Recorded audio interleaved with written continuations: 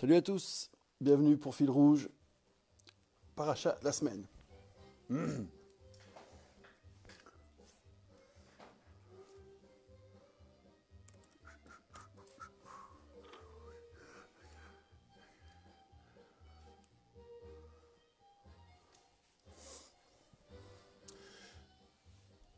Fil Rouge sur Radio Kol Shalom. C'est l'enquête sur la paracha de la semaine, ici le sultan pour vous servir.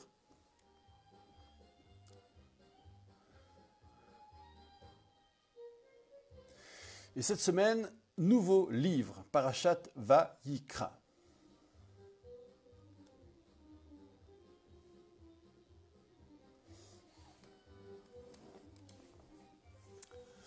Alors, nouveau livre, oui, c'est le livre du Lévitique, Sefer Vayikra, justement, nommé comme la première section. Nouveau livre, mais c'est au fond une suite logique. Nous avons terminé le livre de l'Exode avec les lois sacerdotales, avec le lieu où s'exercent les lois sacerdotales. Eh bien, voyons à présent en quoi elles vont consister, ces lois, en quoi va consister ce rituel. Et une très grande part du livre, ce n'est pas l'unique thème, mais ça reste le thème dominant, c'est les sacrifices. Alors, sacrifice, c'est une vraie difficulté pour l'homme moderne. D'abord, c'est l'abattage d'animaux gratuitement pour, entre guillemets, une abstraction ou une démarche abstraite ou émotionnelle, symbolique. Et quel sens, qui plus est, donner au sacrifice, c'est quoi? C'est donner à Dieu, nourrir la divinité. Pas si simple, parce que parfois, tout n'est pas consumé, nous le verrons. Tout n'est pas retiré du monde, supprimé du réel. Et puis même pour les sacrifices qui le seraient, on les appelle holocaustes, ça ne fait pas forcément sens. Quel besoin a Dieu de nous voir faire ces sacrifices si c'est l'amadouer ou obtenir en retour une faveur ou des faveurs, ça veut dire donner une cause à la providence, et ce qui est un non-sens en soi. Alors, c'est vrai, on est dépossédé dans le cas de l'Holocauste, mais le reste, donc, où on en prend une partie, ça veut dire quoi? Bref, tout ça pour vous dire que c'est finalement très complexe. La gamme des sacrifices, le sens que l'on pourrait donner, on va rentrer progressivement dans cet univers symbolique pour en extraire des messages, ce sera passionnant. On va essayer de construire, section après section, un savoir et pour, à terme, obtenir une vision d'ensemble précise.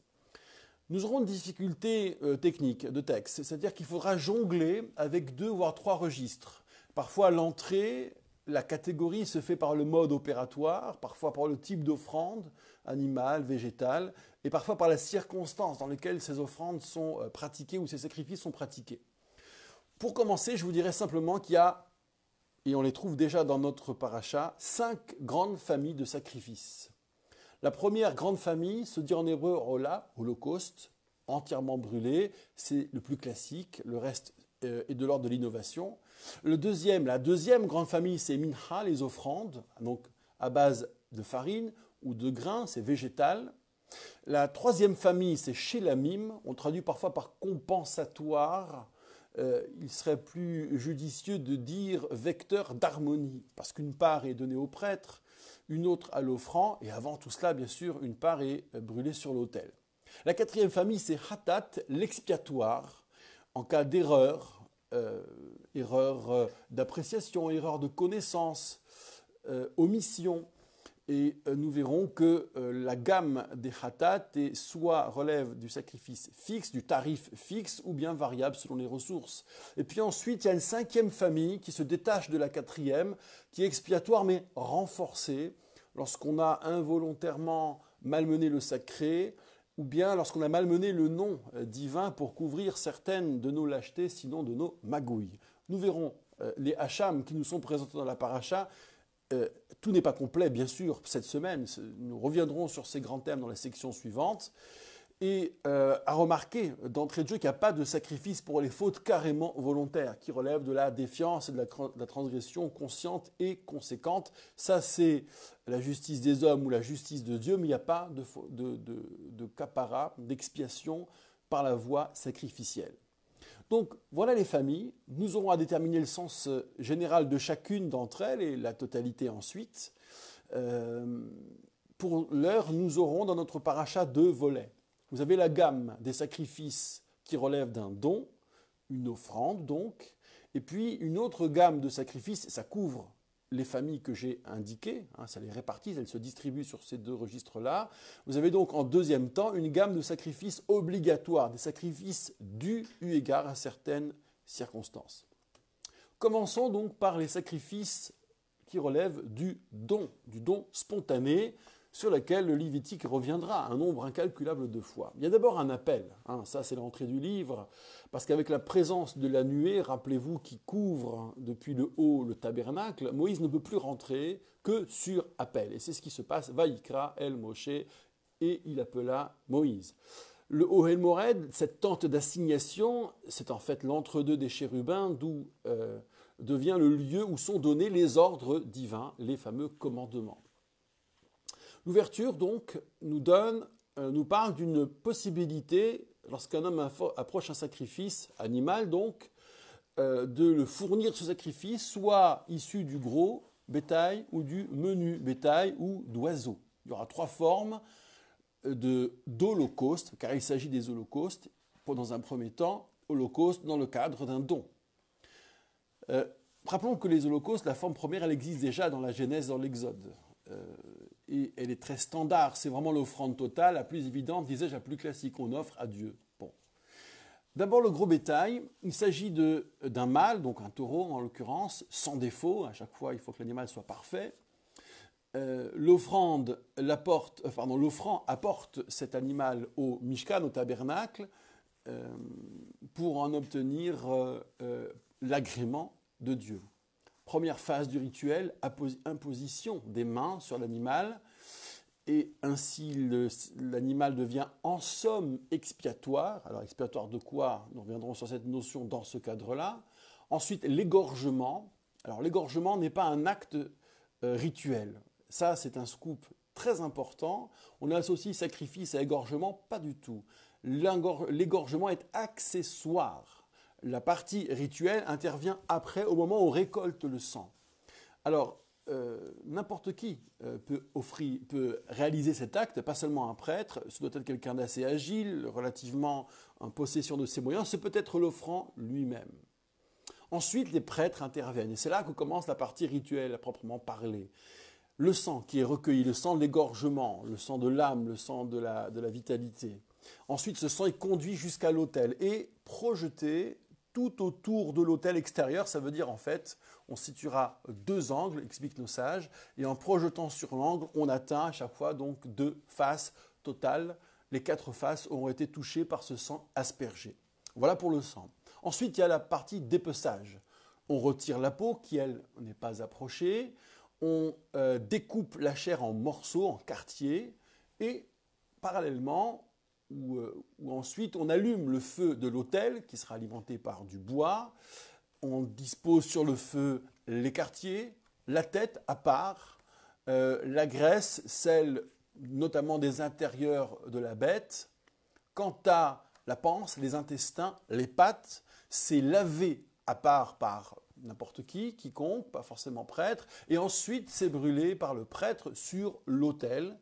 Et la chute, c'est « Oh là, voici ce qu'est un holocauste ». C'est un feu, un parfum d'agrément, « Reyach nichoar » en hébreu, pour l'éternel. Ensuite, le deuxième type d'holocauste, issu du menu bétail. Toujours un don, bien sûr. Alors c'est mouton ou bouc, mâle, sans défaut, toujours. Le lieu d'égorgement, il est différent, adjacent à l'autel côté nord, donc à la différence du gros bétail. Le sang, il est certes recueilli et projeté autour de l'autel, même protocole, et même traitement pour la bête elle-même. Les morceaux, les quartiers sont brûlés, la tête aussi à part, les graisses intérieures à part. Quant aux intérieurs, les pattes sont d'abord lavées, idem donc. Et enfin, troisième holocauste, les oiseaux, tourterelles ou jeunes pigeons. Il s'agit d'approcher l'oiseau en entier au-dessus de l'autel. La tête est détachée, simplement détachée, et le sang se répand donc sur l'autel. Et le jabot est retiré à côté de l'autel, sur le tas des cendres grasses, le déchène, qui recueillait donc les cendres de déchets. On fend l'animal entre les ailes, mais juste fendu. Il ne s'agit pas de le couper, de le découper. Tête et corps sont brûlés sur l'autel ensuite. Voici l'holocauste à base d'oiseaux. C'en est fini des holocaustes. La suite dans ces sacrifices de dons concerne des offrandes d'origine végétale.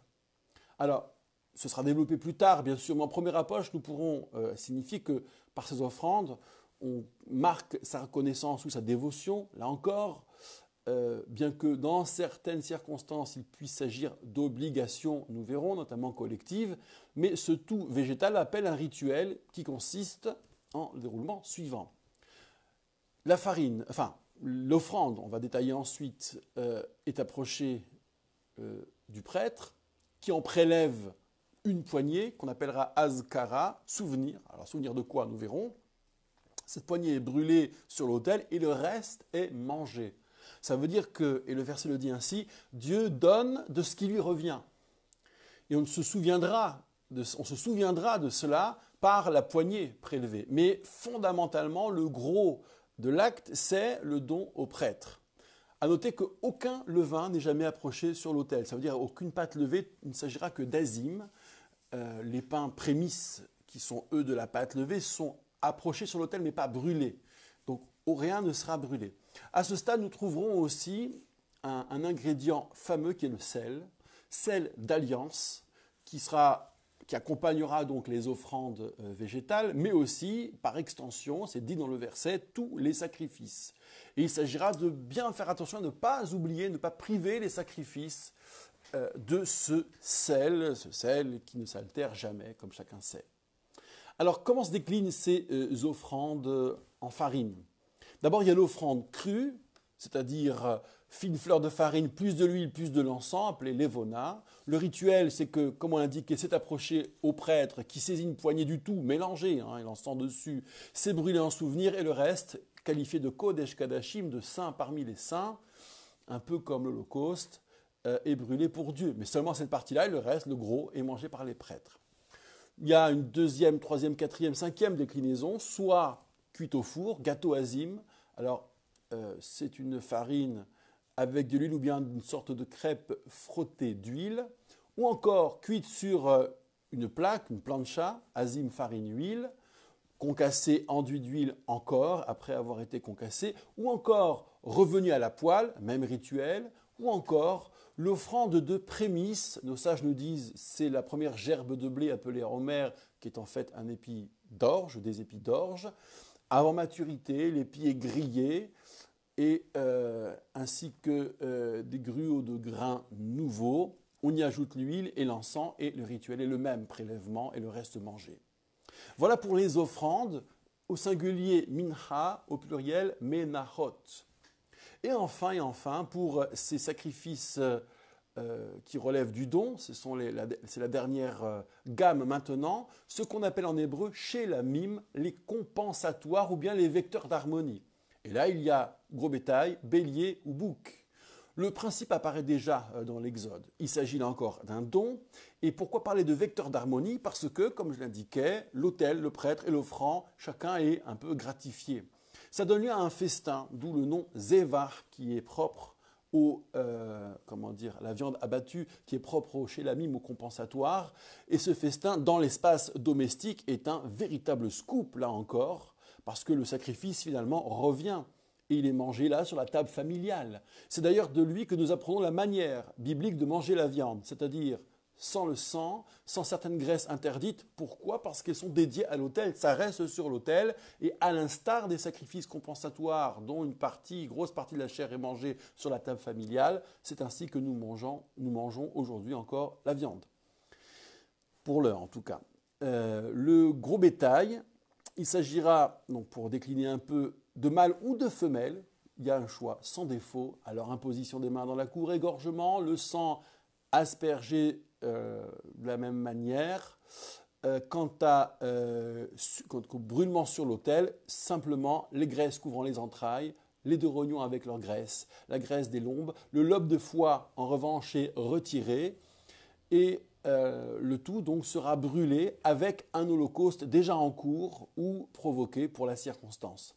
Ce sera la même chose pour le bélier, si ce n'est qu'on ajoute la queue tout entière, et la même chose pour le bouc. Voilà, vous savez tout des trois premières grandes familles, enfin tout, en tous les cas les grandes têtes de chapitre, holocauste, offrande, compensatoire, Ola, Mincha, Shelamim. La suite après la première pause musicale.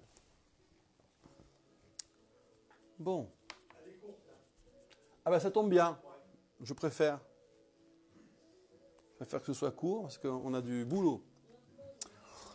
Alors, c'est un peu technique, hein, Lévitique, c'est un peu effrayant, mais comme c'est répétitif, en vrai, c'est super facile. Il faut juste être rigoureux sur le plan, voir un peu comment les thèmes s'enchaînent et faire un effort de persévérance pour avoir une vision d'ensemble fidèle.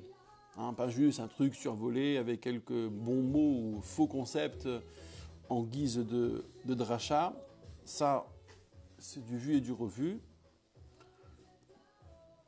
Alors tout ce que je vous ai dit, vous pouvez le vérifier par vous-même. Hein. Une lecture en français avec un commentaire bien huilé, ça fera très bien l'affaire. Je ne saurais que trop vous recommander le commentaire d'Adin Steinsaltz, grand commentateur contemporain du Talmud, plus exactement vulgarisateur. C'est ça son grand mérite. C'est peut-être pas le commentateur le plus puissant, encore que. Pour vulgariser, il faut une puissance en amont qu'on imagine peu.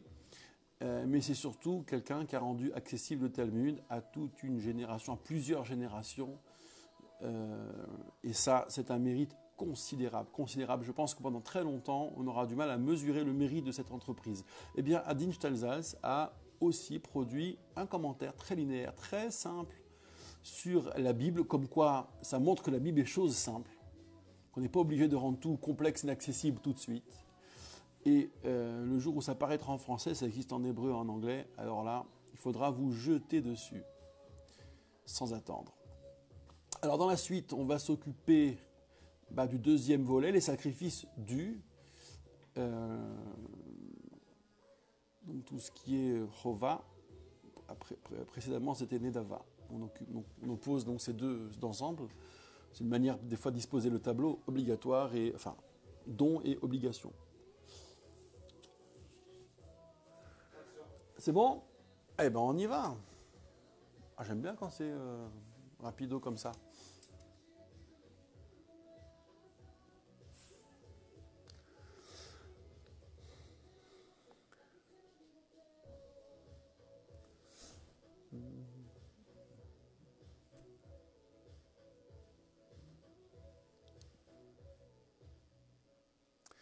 Vous êtes sur Radio Kol Shalom, c'est l'enquête Fil Rouge sur 100 FM, la radio de la communauté juive de Grenoble et des environs. Fil Rouge, c'est l'enquête sur la section hebdomadaire, la lecture hebdomadaire de la Torah.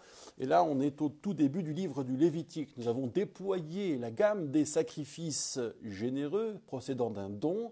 À présent, les sacrifices, c'est un tout petit début, ça parcourra de part en part le livre.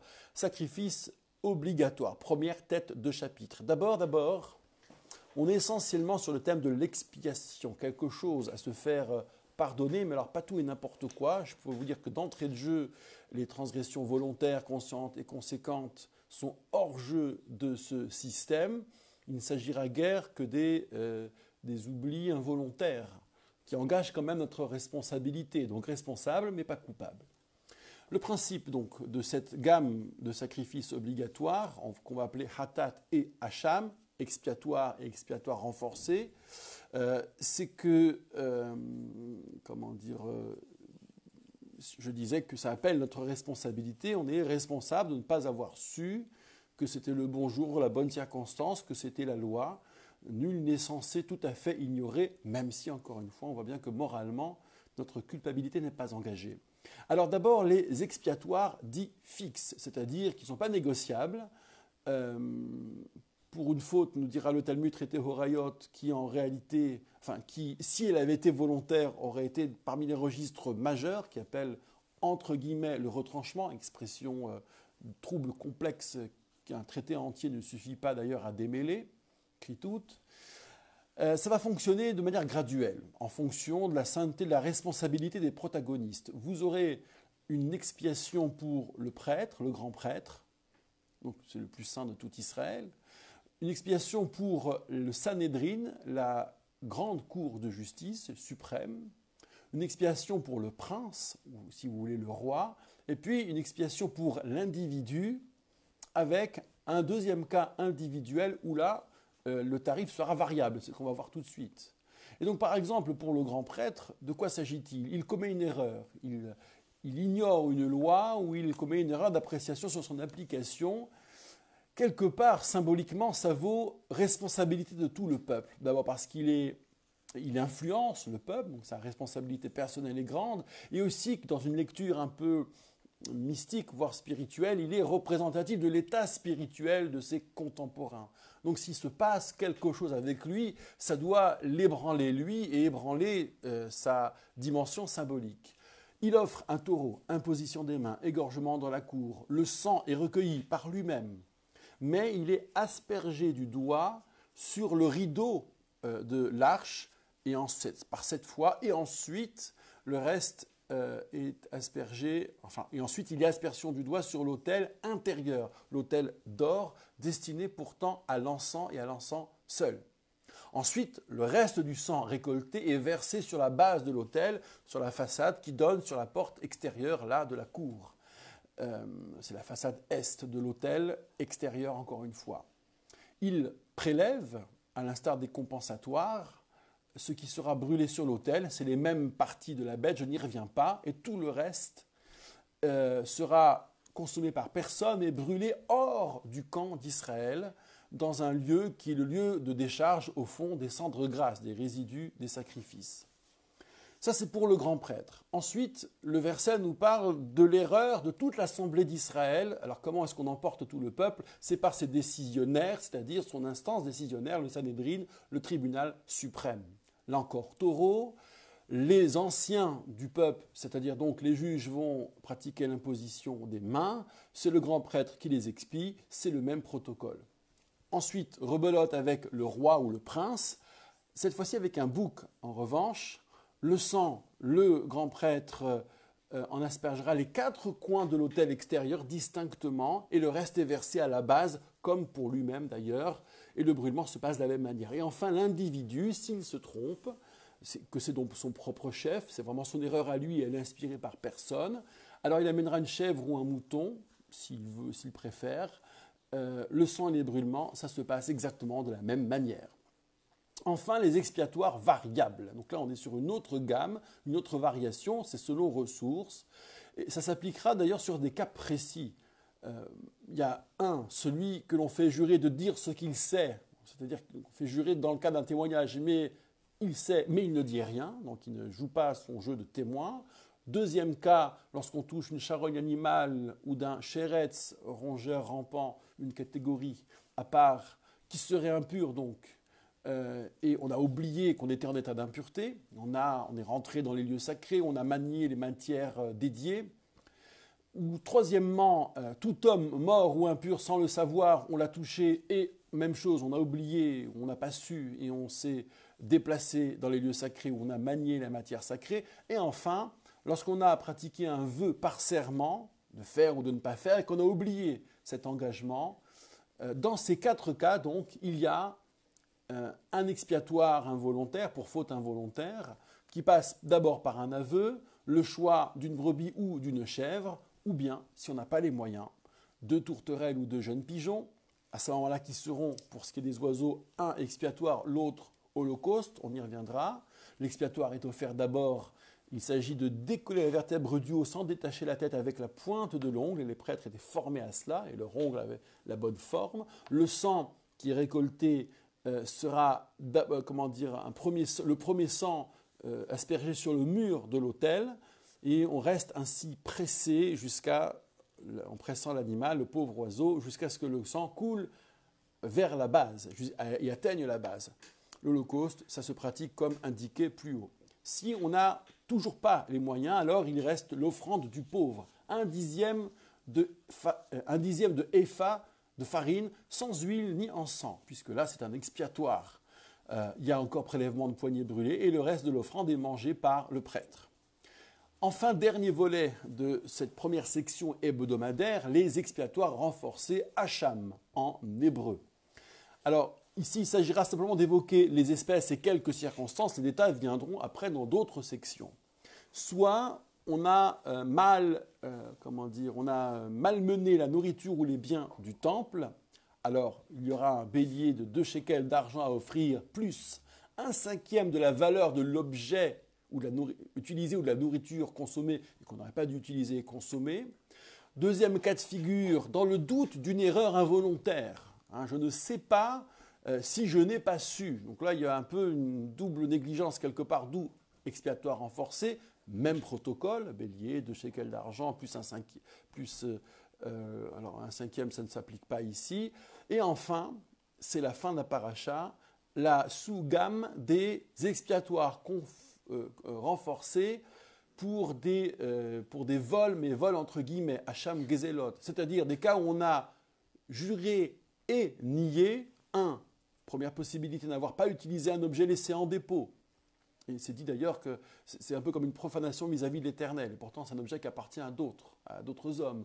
Deuxième cas, on ne rend pas l'argent mis en dépôt ou bien qui nous a été confié pour affaire. Troisième cas, on a volé, maintenant il faut rendre. Quatrième cas, on a arnaqué ou par exemple pratiqué la rétention de salaire. Cinquième cas, et on a juré que ce n'était pas le cas. Cinquième cas, on jure n'avoir pas trouvé un objet perdu qu'on aurait souhaité retrouver. Il nous est demandé, et pour ne pas le rendre, donc on jure. Alors le jour de l'aveu, il s'agira d'abord de rendre l'objet ou l'argent plus une amende, un cinquième de la valeur à la victime, plus le hacham, donc l'expiatoire renforcé pour Dieu.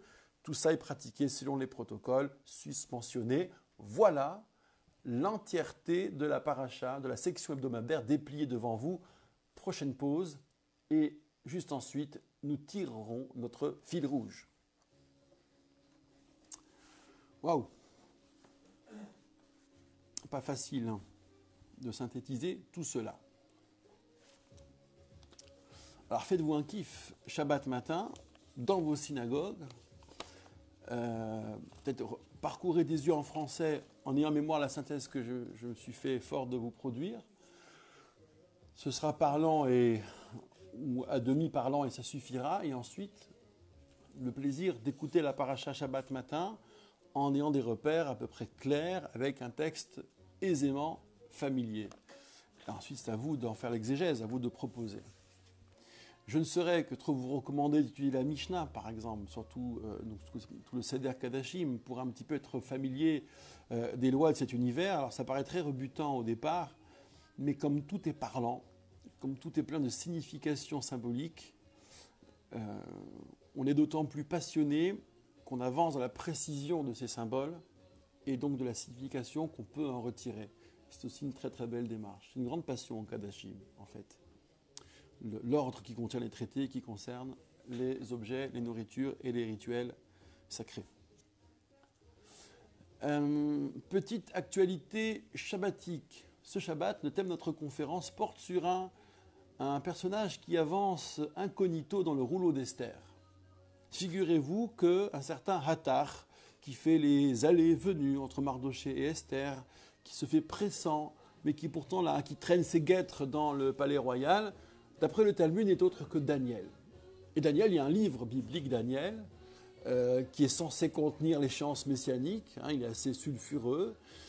Il a un mode de composition assez intéressant. On croit deviner que dans Daniel, on parle déjà d'Alexandre le Grand, et pas seulement par allusion. Quoi qu'il en soit, j'ai voulu m'intéresser à cet homme, prophète de son état, mais qui a d'abord une immense carrière de diplomate international. Comment il s'est retrouvé là, comment il a été catapulté proche du roi de Babylone, et qu'est-ce qu'il fera de ce catapultage? Eh bien, vous le saurez. J'estime que dans l'histoire, nous aurons deux grands princes diplomates. Pour le 19e siècle, Charles Maurice de Talleyrand-Périgord, et pour la Bible, le prophète Daniel. Évidemment, aucun rapport entre les deux personnalités. Mais quoi? La diplomatie a eu ses héros. Alors on va reprendre.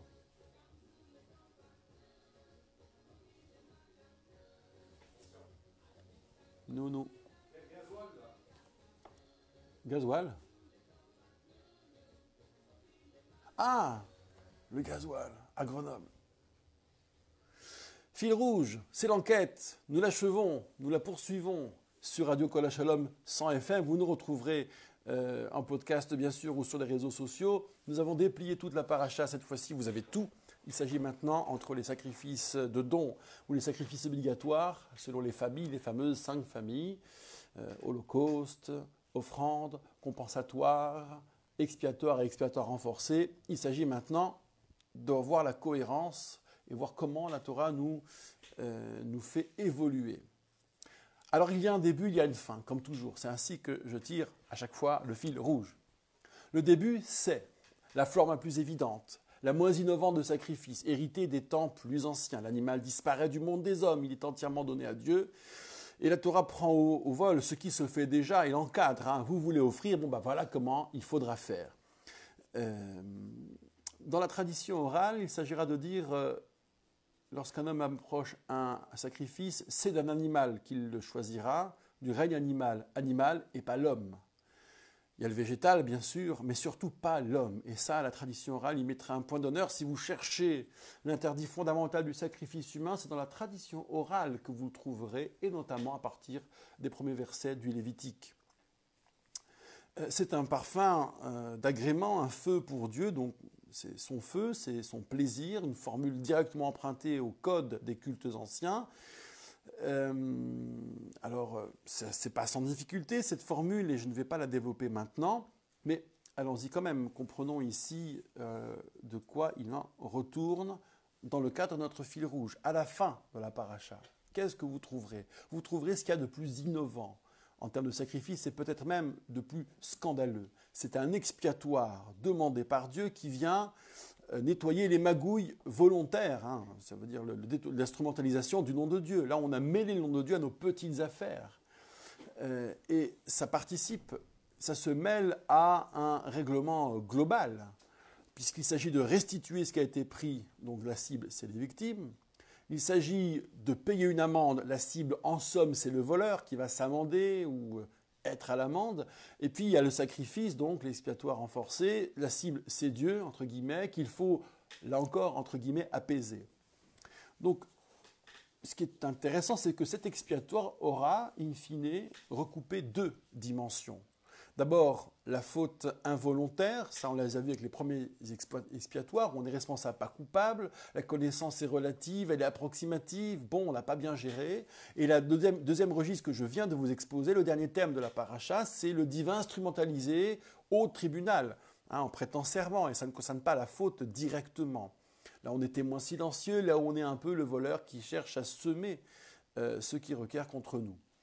Le commun qu'il y a entre ces 2 démarches, responsable, pas coupable, connaissance relative, approximative d'un côté et celui qui instrumentalise le divin pour ses magouilles de l'autre, c'est qu'il y a une sorte de profanation à laquelle il faut remédier. On a été relativiste dans ces 2 domaines et restaurer une territorialité, un absolu du sacré, d'où la portée expiatoire qui est aussi une portée pédagogique. Alors il y a une tension, c'est vrai, entre ce début et cette fin. Parce que le début, ce sacrifice découle du sacré comme modalité de cohabitation avec le divin. Vous offrez, voilà comment ça se passe, très naturellement, très logiquement, dans des codes quasi universels pour l'époque. Le sacrifice tend vers le sacré. Et à la fin, le sacrifice vient restaurer le sacré. Il répare cette modalité de départ. À Dieu ce qui est à Dieu. Cette modalité, ça se dit parfum de plaisir, feu à l'éternel, combustion pour l'éternel. Le début, c'est du don, le plus classique depuis Caïn et Abel jusqu'au Sinaï, en tout cas dans la Bible. C'est ce que l'homme peut imaginer. Dieu se met simplement de border, de cadrer cette œuvre. Et à la fin, c'est l'obligation. Chova, ce que l'homme ne peut oser imaginer. Ça ne peut pas venir de lui. Oser croire qu'on peut s'arranger avec Dieu. C'est la grande innovation du Lévitique. Et c'est un glissement, c'est même une rupture, un élargissement vers une nouveauté. Comment ça s'opère? On passe de la dévotion spontanée et gratuite, supprimer, se priver pour Dieu, à la réparation du lien. Cette réparation, c'est Dieu qui l'offre aux hommes. Plus que ce que les hommes offrent à Dieu, par exemple au début de paracha, il y a ce que Dieu offre aux hommes sur toute la suite de la paracha dès lors qu'on a dépassé l'Holocauste. Le point de bascule, il se situe où? Le point de bascule, c'est Dieu qui donne aux hommes. C'est au niveau des offrandes végétales. La logique apparaît là et elle progresse gentiment tout au long de la paracha. On donne à Dieu donc avec l'offrande en farine, qui lui redonne au prêtre de sa combustion, qui est saint des saints pourtant. Idem avec les compensatoires, ça se poursuit. On donne à Dieu, mais il en redonne au prêtre et à l'offrande jusqu'à la table familiale. Idem avec les expiatoires, on doit cette fois-ci donner à Dieu, mais qui donne à tous les hommes l'idée, la possibilité de la restauration de la modalité de départ. C'est ça le plaisir à Dieu. Et le point de bascule est donc cette première offrande de farine végétale, sans mort, sans violence, sans déchirement. Souvenir, ça c'est le prélèvement. On se souviendra qu'au départ c'est donné par Dieu, la fameuse poignée que prend le prêtre pour ensuite brûler son contenu sur l'autel. Le reste est partagé entre les hommes. Et regardez les Midrashim là-dessus, ou les commentateurs de Rashi jusqu'au Netziv, c'est très intéressant, parce qu'il y a deux moments dans ce don aux hommes, aux prêtres en l'occurrence. Il y a d'abord le grand prêtre qui se sert, donc là c'est la hiérarchie, il n'y a pas de partage et pas de conflit. Et puis il y a les autres ensuite, qui vont devoir se partager. Il peut y avoir conflit, ou bien dira le Netziv, si justement il faut imiter le grand prêtre et faire en sorte que dans ce partage pluriel, il n'y ait pas de conflit. De la même manière que pour le grand prêtre qui est seul, il faudrait vraiment, ce serait le diable s'il était en conflit avec lui-même, si j'ose dire. Autrement dit, ce don, il est donné à l'expérience humaine, l'idée hiérarchique jusqu'au contrat social. Le tout sur fond de souvenir d'où cela vient. Ce modèle, il est en rupture avec l'idée de base du sacrifice, je l'ai dit. C'est plus la violence, c'est plus la mort de l'animal, c'est plus la destruction pour Dieu sans partage socialement stérile. Le sacrifice, désormais, il se donne aux hommes, il entre dans les maisons chez la mime, il sort même du camp expiatoire, et je vais ainsi m'acheminer vers ma conclusion. On va faire l'économie de la troisième pause musicale, si vous le voulez bien. J'aimerais vous demander, mais que signifie cette inversion du sacrifice, cette invention biblique? Il y a ce que les hommes en pensent de ces sacrifices, c'est la première partie. Il y a ce que Dieu en fait, ça c'est la deuxième partie. Il y a le tout à Dieu, inventé ou imaginé par les hommes, et il y a Dieu qui agit vers les hommes. Ça commence quand? Dieu qui agit vers les hommes à travers le rituel sacrificiel, ça commence avec Caïn et Abel. Rappelez-vous, les deux frères, ils ont deux métiers différents, et puis chacun offre des produits de son industrie. Caïn amène des graines de lin, et ensuite Abel l'imite, mais en mieux. Et Caïn est triste parce que son sacrifice n'est pas agréé, celui d'Abel est agréé. Évidemment, vous imaginez, la concurrence vous imite, elle fait mieux, et tout le monde n'a Dieu que pour elle. Dieu lui demande pourquoi tu es triste, pourquoi ton visage est déconfit. Autrement dit, pourquoi tu refuses ce qui arrive, l'histoire, le réel. Et là, il y a une phrase énigmatique que Dieu dit à Caïn, recroquevillé sur lui-même, Im tetiv se'et, si tu fais le bien, sois tranquille. Et si tu fais le bien n'a pas à voir avec le sacrifice. Tetiv, c'est si tu améliores en général, si tu fais le mieux en général. Sinon, la pétar hatat rovetz.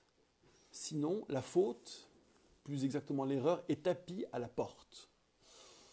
Le propos, disais-je, est énigmatique, mais là, on va pouvoir lui donner un sens.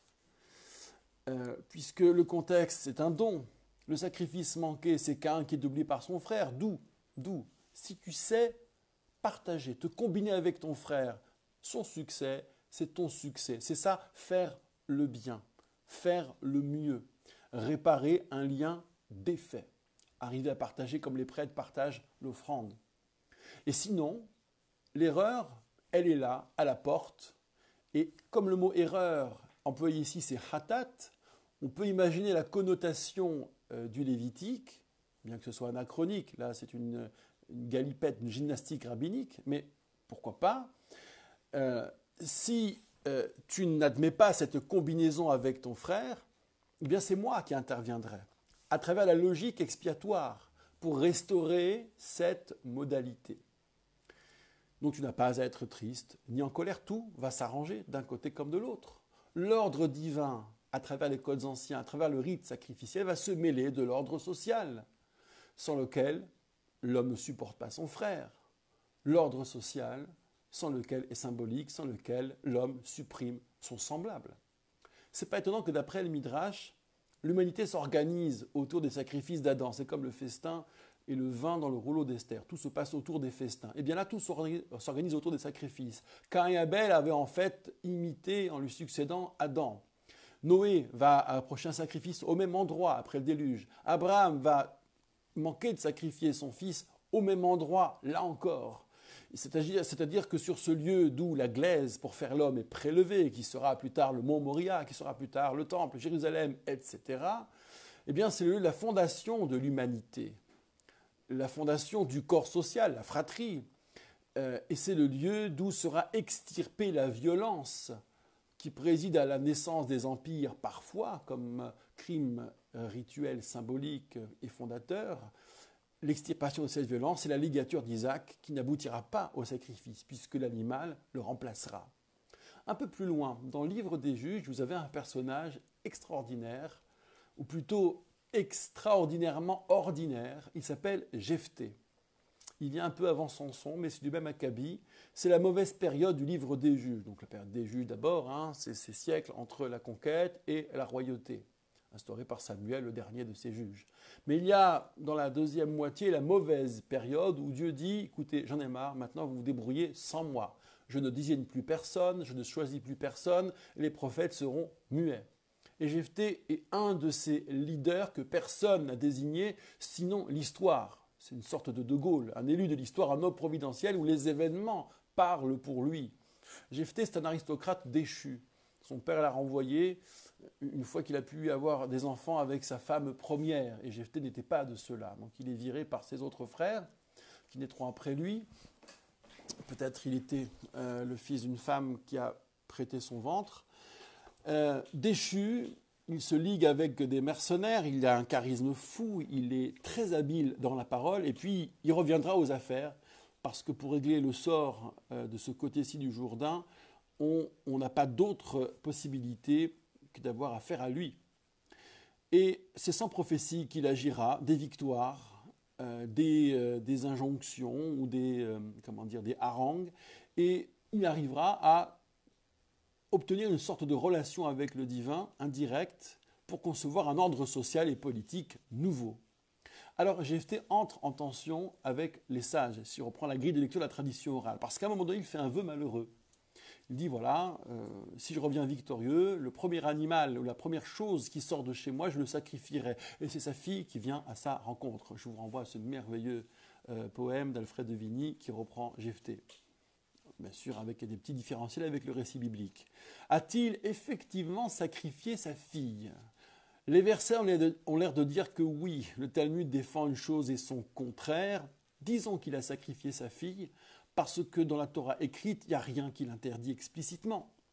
Qu'on peut imaginer, bien sûr, s'interdire, se défendre de sacrifier pour Molaire, mais pour Dieu, si c'est ça le deal, si c'est ça que Dieu a prévu, entre guillemets prévu, si on s'en fait l'interprète. Les sages désapprouvent. Ils sont dans la logique du drache, de l'exégèse sur Lévitique, d'un animal et pas d'un homme. Mais, semble-t-il, Jephthé a passé outre. Le coup d'éclat, l'autorité que cela donne lui a été préférable. Mais je reviens un instant sur, au-delà du cas Jephthé, sur le choix, la tradition des sages de dire que les sacrifices ne peuvent pas être des sacrifices humains. Pourquoi ça ne figure pas comme commandement suprême, presque supérieur? Parce que c'est aux hommes de le comprendre. Il s'agit de fabriquer une autre humanité qui se passe des crimes fondateurs, qui n'a pas besoin d'être ni Athènes, ni Rome, ni la cité de Caïn, et qui, c'est aux hommes donc de comprendre que les sacrifices les privent de leurs semblables lorsqu'ils sont à la fondation des empires. Ce n'est pas à la lettre de le dire, cela doit se déduire. C'est à l'homme de l'intérieur de lui-même, depuis l'homme qui est dans l'homme, de se réparer, et c'est un cadeau qui est fait aux hommes. Et nous sommes dans la trajectoire directe du Lévitique. Tous ces hommes qui ont pensé sacrifier, ou qui ont sacrifié quelques-uns de leurs semblables, de Caïn à Jephthé, ou qui ont pensé sacrifier, disais-je, comme Abraham qui finalement ne l'a pas fait, eh bien, tous ces hommes nous renvoient la question immense dans notre Europe du XXe et XXIe siècle du sacrifice de millions d'innocents. On dit Shoah, on dit Holocauste.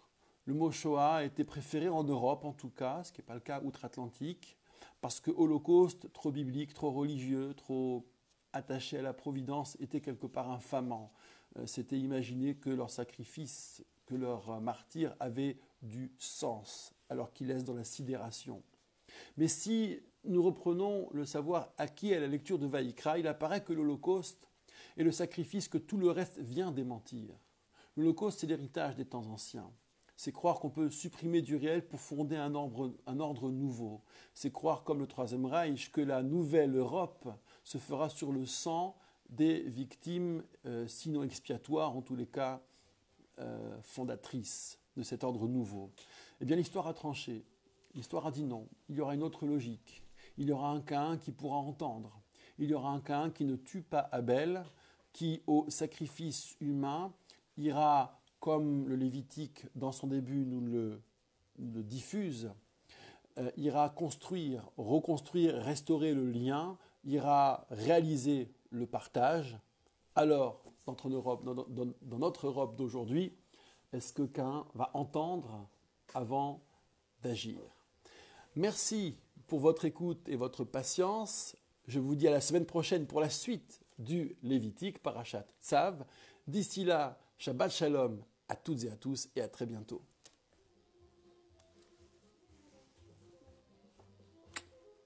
Midi, moins 5 secondes. On est bien?